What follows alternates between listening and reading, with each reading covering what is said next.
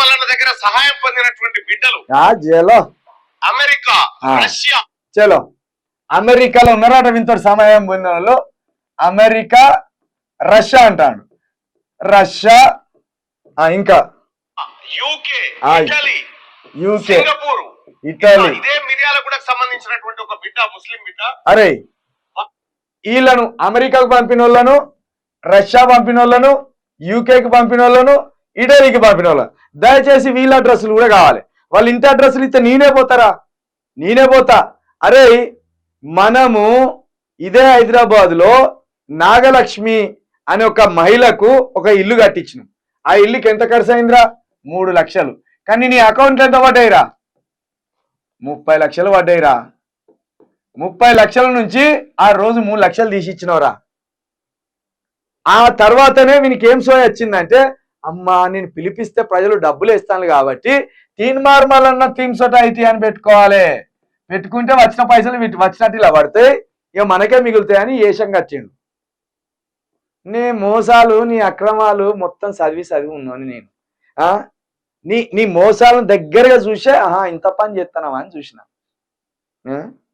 Singapore, ఇట్లా ఇదే మిర్యాలగూడకు సంబంధించినటువంటి ఒక బిడ్డ, ముస్లిం బిడ్డ, బాగా చదివేటువంటి బిడ్డ. అరే నువ్వు ఇద్దరికి ఇచ్చినవరా నీ లైవ్ లా? ఒక అబ్బాయికి 50,000 రూపాయలు ఇచ్చినావు, ఇది తెలుసు. ఒక అమ్మాయికి 1,00,000 రూపాయలు ఇచ్చినావు, ఇది ఎందుకు ఇచ్చినావు తెలుసు. ఆల్రెడీ ఆ రోజు ప్రజలారా ఇగో ఈ అబ్బాయి చదువుకోవాలి, డబ్బులు వేయండి ప్రజలారా అంటే వీళ్ళ అకౌంట్ కొట్టియాలి నువ్వు డబ్బులు.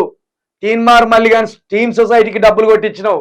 ఈ థీమ్ సొసైటీలో ఆ రోజు 10 లక్షలు పడ్డాయి. ఆ ఇద్దరు బిడ్డల పేరు మీద 10 లక్షలు పడ్డాయి. ఇలా 1,00,000కి ఇచ్చినావు, 50,000కి ఇచ్చినావు. నువ్వు ఇప్పుడు ప్రచారం చేసే ఖర్చు కావచ్చు, నువ్వు ఇప్పుడు తిరిగే ఖర్చు కావచ్చు, నువ్వు పడుతున్న ఏషియాలు కావచ్చు, నీ దందా కావచ్చు, నువ్వు వేసుకునే డ్రెస్సులు కావచ్చు, మొత్తం ప్రజలు ఇచ్చిన పైసలే. నువ్వు కష్టం చేసినా ఏం లేవు. కాబట్టి నీ గొప్పతనం ఏం లేదు. నాకు కావాల్సింది 200 మంది గుండె ఆపరేషన్లు ఏ హాస్పిటల్లో, ఏ తేదీలో, ఏ సంవత్సరంలో చేసినావు ఆ డీటెయిల్స్ కావాలి. అమెరికాకు, రష్యాకు, యూకేకి, ఇటలీకి ఎప్పుడు పంపినావు, వీళ్ళు ఎక్కడున్నారు, వీళ్ళ అవయ ఎక్కడున్నారు, వీళ్ళ ఇల్లు ఎక్కడున్నాయి, వీళ్ళ అడ్రస్లు ఎక్కడున్నాయి, ఇవి ఇరా. ఇవి చేస్తే గనక నేనే వస్తా. రాకేష్ రెడ్డి అన్న దగ్గరికి పోయి, రాకేష్ రెడ్డి అన్న నువ్వు తప్పుకో, ఇక గెలుపు రేసులకి వెళ్ళి నువ్వు తప్పుకో, మళ్ళీ అన్ని నిలబెట్టాలి. వాడు గంత మానవతావాది, గంత సాయం చేసింది అందరికి అని నేను ఒప్పిస్తా. ఇక నీ దగ్గరికి వస్తారా మళ్ళీగా?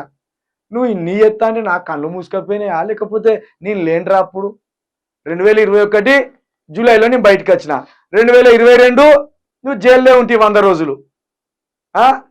ఇక బయటకు వచ్చి నువ్వు బీజేపీలోకి పోతీవి, తర్వాత మళ్ళా జైల్లో పడితేవి.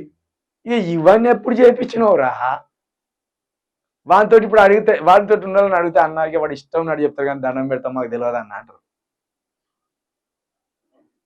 ఇంకా ప్రజలు వేసిన పైసలతోటి నీ బిడ్డకు ఆపరేషన్లు చేయించుకున్నావు. ప్రజలు వేసిన పైసలతోటి నువ్వు 3 కోట్ల రూపాయల బిల్డింగ్ కట్టుకున్నావు. ఇంకా మీకు ఆశ్చర్యపోయే సంచలనమైనవి ఈ వారం 10 రోజులలో ఒక్కొక్కటి బయటికి తీసుకొస్తా చూడర్రి.